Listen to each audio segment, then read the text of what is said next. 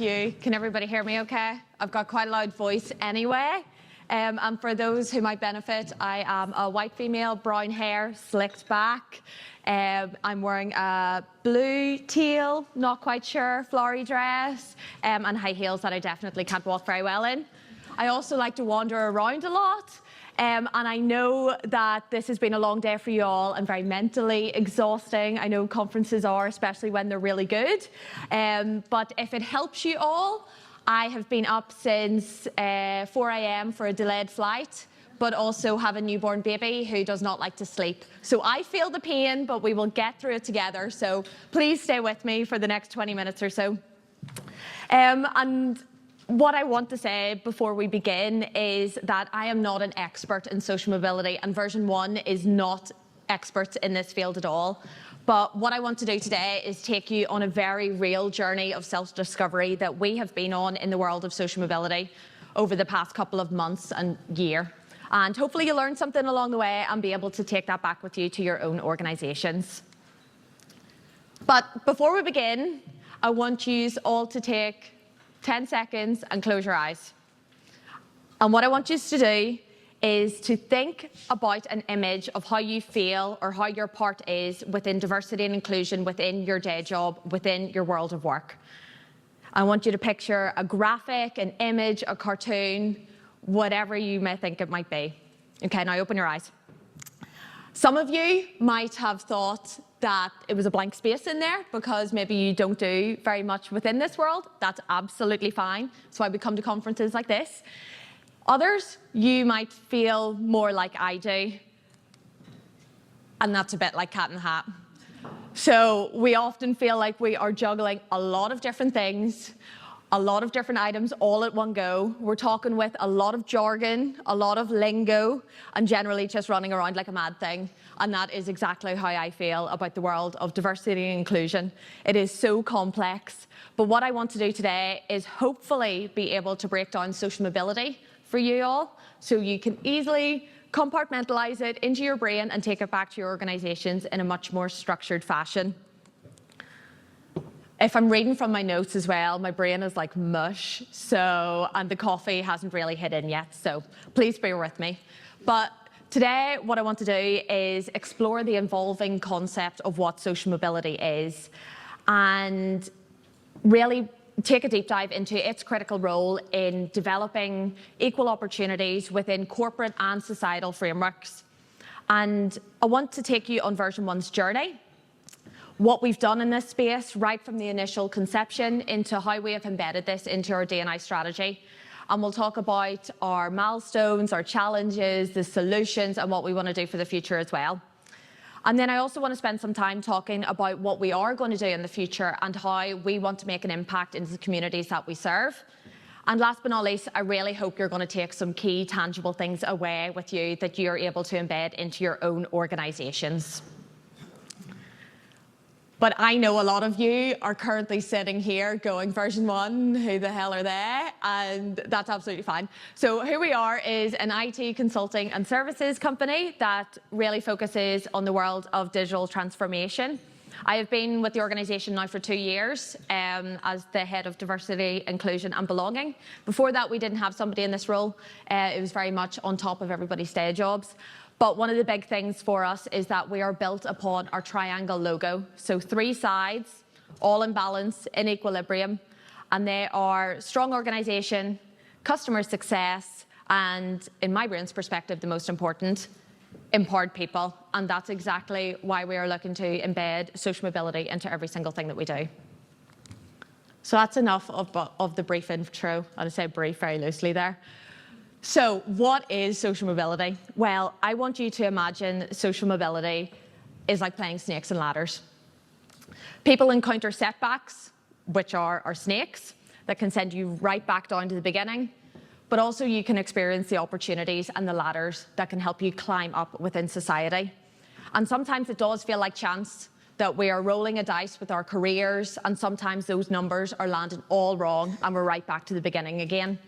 But that's the thing, the pathways vary, everybody's is different, and progress is always going to be up and down for us all. And that's exactly like social mobility. Now, I know a lot of you are probably thinking, being like, right, Chloe, well, how can I bring that back to my senior leadership and start talking about snakes and ladders whenever I want them to buy into this? So to actually put this into much more strategic terms, what we can do is break down social mobility into 4 key categories. The first of those being economic mobility. And this is recognising the diverse economic backgrounds, and what we have to do is ensure that we have fair, transparent compensation structures, clear career pathways, and inclusive benefits. And this helps our candidates access opportunities regardless of their financial starting points. So that's number 1. Number 2 is educational mobility. And this is where it comes down to understanding that there are barriers to quality education, and that is absolutely key. And we've already spoken about that in a couple of sessions there. And in order to overcome these, again, we've already talked about this, we must implement inclusive hiring practices that focuses more on skill sets rather than educational attainment. And as it's already been mentioned today, skills-based hiring is a hot topic for a reason, and it is not going away anytime soon. The third is occupational mobility, and this is cultivating a workforce that is built and values meritocracy and skill development. And that is understanding that candidates come from backgrounds where maybe they have had no choice. They could have been a full-time carer, for example, and are now in the position to break into the world of work. Or they could have chosen a specific profession because that was exactly what they had to do at that time. And we should be offering cross-training, upskilling, mentorship opportunities to really help candidates break into the industries that they want to be successful in, and really embrace the diversity of the lived experience and background they're bringing, regardless of their starting roles. And last but not least is networking. And we want to be able to facilitate these networking opportunities to help candidates build their connections, but also their social capital, which, as we all know, is so key in getting where you want to be within the working world, unfortunately. So we want to be able to open those doors that previously have not been opened and engage them in the possible of what they can achieve.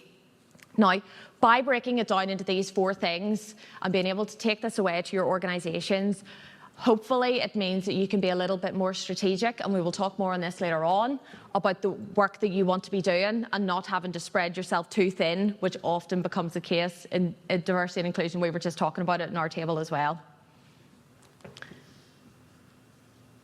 So this leads me on to our journey, and like I said at the beginning, we are still very much on this journey and in the beginning of this journey. But if I even rewind back even further, we realised that we were doing a lot of different work within this space, ad hoc projects all over the place, but we had no strategic direction of actually making impact of the work that we were doing. So that was our first port of call. We had to understand, what does social mobility mean to us as an organisation, and what is the impact that we want to be having in this space. And while we're still on our efforts and early days in this, I want to actually share with you 2 of our key focus areas that we've been looking at in much more detail, share with you some of the challenges that we've had along the way, and then also talk about some of the solutions. So the first one, which we also just kind of spoke about, I feel like if we just combined everybody else's talks from today, this already could have covered everything. So the first one is non-degree candidates, and I will openly admit that this has been a struggle, because historically degrees equal knowledge, and especially in the tech sector, knowledge is queen or king. So being able to break down and dismantle the biases of our organisation has been one of the key starting points for us. And especially, as we all know in this room, when it is so hard to find that talent that your hiring managers are demanding, this is something that we need to be looking at, is looking at skills rather than educational attainment. So this is very much a journey for us, and it has been very tough going to try and change that mindset.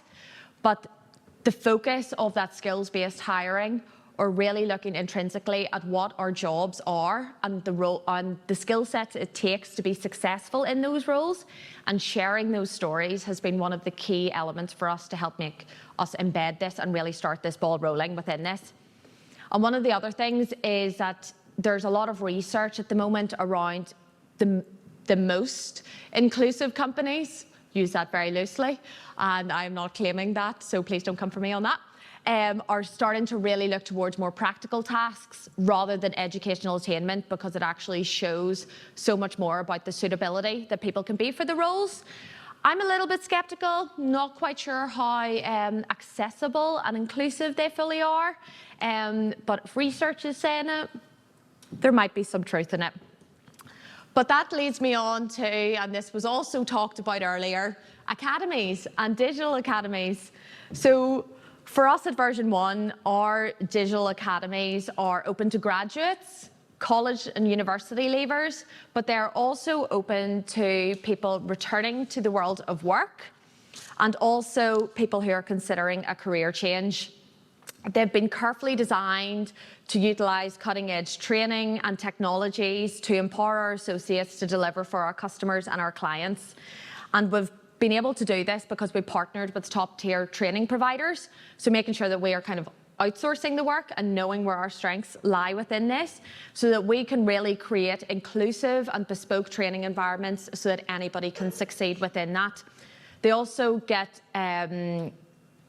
industry recognised certifications, I knew I was going to stumble on that, so that they can take it further into their careers as well. And it is over 21 months, so it's quite a robust programme. 12 weeks of that is a hybrid programme of technical and consultancy-based skills. Once they've completed that, then they are assimilated into a version 1 team to deliver for customers, and they are partnered with a buddy to help them settle in, to make sure that they fully feel like they have that support around them. And often within that space, there is availability of the selection as to what you really seek for in a buddy, so we can make sure that we're matching people so that they really feel that connection.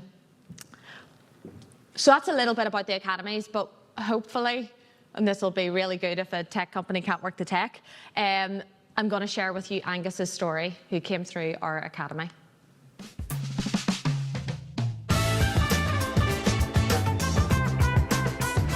My name is Angus Gillespie. I work for version 1 and I'm currently an associate consultant. I work for a team called the DCS platform Azure, and we support and manage services for customers in the UK and Ireland. There is no typical day for me in version 1. One day I could be installing or renewing certificates. The next I could be expanding or upgrading a customer's infrastructure. It's always something new, something exciting. So I worked in the hospitality industry for 20 years and I was quite happy. But then the pandemic came and everything was turned on its head, and I thought to myself, there's no better time to make that move. I always had a passion for IT, and so I decided to take that leap. I had a friend that worked in version 1. He knew I was looking into the IT industry and toying with the idea, and he approached me with the Accelerate Academy. The way he sold it to me was it would be a good foundation for me to break into the industry, and it was.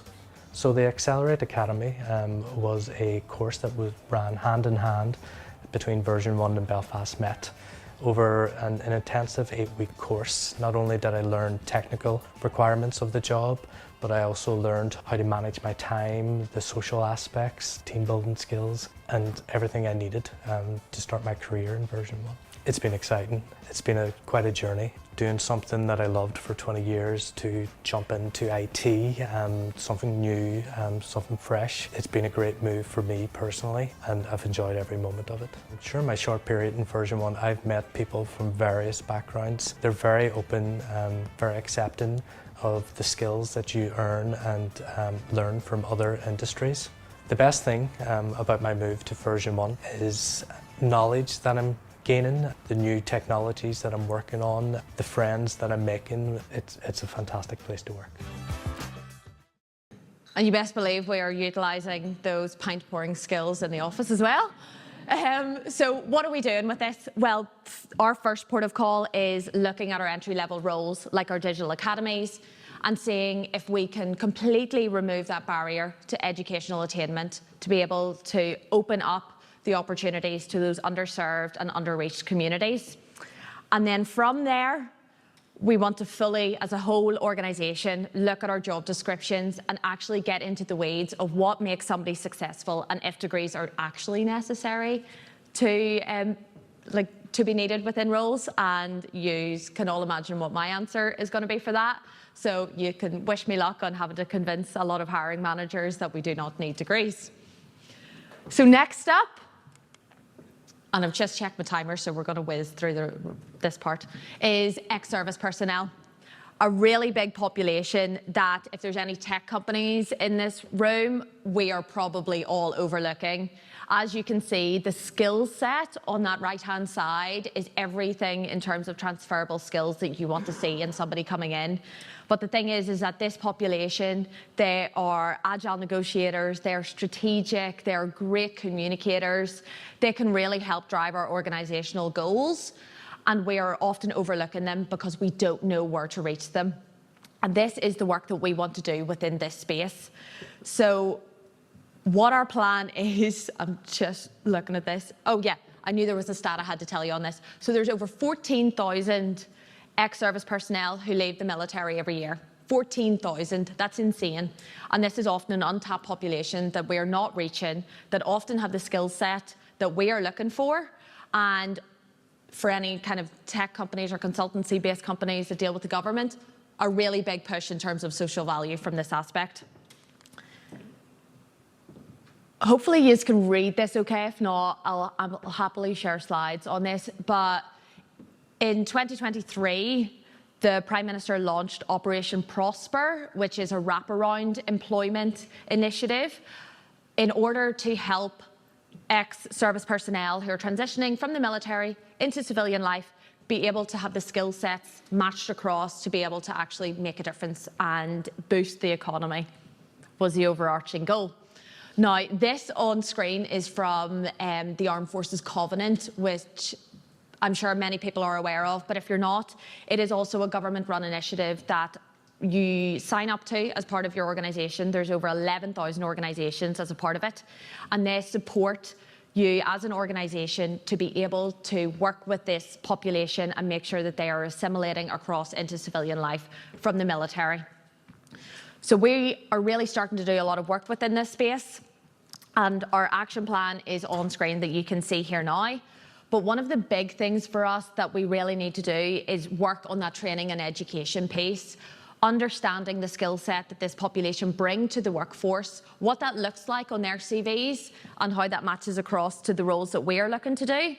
But also make sure that once they are in our organisation that they are fully supported. So that in terms of policies, support networks, because we want to make an impact, not just to get them in the door, but make sure that they feel supported to be successful long-term within our organisation. And then last but not least, we want to start working with the Career Transition Partnership, so CTP, if anybody has heard of them. They are a completely free organisation, so brilliant for any organisation of all size and budgets. But what they do is help military personnel for the last 25 years get into civilian life. So a really, really great partnership if it's something that you're looking to tap into. Really good starting point for you all. So that was two of the world or the areas that we're focusing on, but these are some of the other populations. And if I had all day, I would stand up here and I would probably talk all of your arms and legs off about all of the work that we're doing or want to do within this space. But over the future, these are the areas that we really want to tap into. So the first is ex-offenders, and we've started to do a wee bit of work within this space. Then older workers, young people in care. Again, we've done a little bit of work in this space. On returnship programs, and hopefully this will complement our digital academies. But the issue, like with the other two that I've went into more detail about, is that there is a lot of stigma associated with some of these populations, ex-offenders, for example. So we partnered with an initiative called Ban the Box to help break down that stigma. So if I come back next year, I can maybe update you all on the work that we've been doing within this space. And I realise I'm really running out of time. So, speaking of challenges that we all might face within this space. Now, some of these you're probably going to see and be like, yeah, okay, that we face that all the time. But what I want to do is actually talk about the solutions that we've gone on to help address these challenges. And the first one is absolutely everybody's favorite: unconscious bias. So whether it's conscious or unconscious, like I'm preaching to the choir here, you all know that this can really hinder the recruitment process for those from underserved or underrepresented communities. So what we have done is actually implement training and education for all of our hiring managers and our recruitment functions. So what we have created is a 3-course module, all-inclusive hiring, and every single person who is involved in the hiring process on a hiring panel has to take part in this before they can actually complete it. So it covers topics like inclusive leadership, inclusive interviewing, unconscious bias, how that presents itself. So they have to complete this before they go through that process. The second is inequality of opportunity. So we've spoke about that access to the networks, to resources, to education, and these can really create such barriers. And as we have already mentioned, that move toward merit-based and meritocracy in terms of our hiring is what we want to be doing. This is a big ship turning very slowly for us with skills-based hiring and removing those JDs, but it is slowly turning, and that's all that matters, 1% every day. Next up is limited access to networks. So as we've spoke about, that barrier to being connected in the world that you want to work is often an issue. So what we want to make sure that we're doing is looking at networking opportunities and creating those, and also looking at mentorship programs. So there is a number of specific ones within each of the sectors. READ, Women in Tech, is absolutely brilliant. There's also the Social Mobility Foundation. If you've never heard of them, check them out. Not-for-profit, really, really great organisation to provide some guidance within this space. And then last but not least is cultural and structural barriers. And for me, this is probably one of the most important, because this is making sure that the culture of your organisation and inclusive leadership is driven from the top down as well as the bottom up. And if your executives or senior leadership are not involved in the work that you're doing around inclusion, and especially diversity and inclusion within recruitment, you need to start having conversations about it. But I don't want to finish on negatives, so I want to finish on some positives. So what I would like to do is take you through, if you've never done any work in this space before, 4 steps that you can take to be able to start your social mobility, or you could apply this to other areas as well, journey. The first one, we've spoke about this a lot today: assessment, analysis, looking at our data. One of the big things is we always seem to gravitate towards data being within the 9 protected characteristics, but there is so much more about people and their lived experience and their background. So we need to start looking at our data both from a recruitment perspective, but also internally, of those areas outside. So such as veteran status, such as caring responsibilities, free school meals, and anything that is also relevant to your own organisations. Let's start crafting that narrative about, and it was exactly what we were saying here, using the why we ask you this and showcasing the changes of what is being done. Then comes training and awareness. So make sure you're educating. And recruitment is a really great place to start around social mobility and getting the buy-in for this. So making sure that training and awareness is fully embedded into everything that you're doing. Again, talking about that why. The third thing, and this speaks to collecting the data and understanding the data of what is internally within your organisation, engage and consult in people from different backgrounds and lived experiences. Diversity of thought, perspective, lived experience is probably the most valuable narrative that you can have when building a business case for diversity and inclusion. Involve them in the conversations. It is our responsibility to be holding a microphone for other people's voices to be heard, not speaking on their behalf. So engage, consult, and take that away and act on it. And last but not least, set clear objectives. Utilise all of those 3 elements. Set clear objectives that are relevant to you, your organisation, and where you want to go. Embed your values into them. Embed your organisational strategy into it. Don't let it stand alone. And with that, I want to say thank you so much for listening. And I want to, if you take one thing away today, is feel empowered to take that first step. You're not alone. It is never too late to start within this space. We are still evolving on ours. And I want to leave you with a little quote that about social mobility, and it says that in a world of upward mobility, choose downward servility. Thank you very much.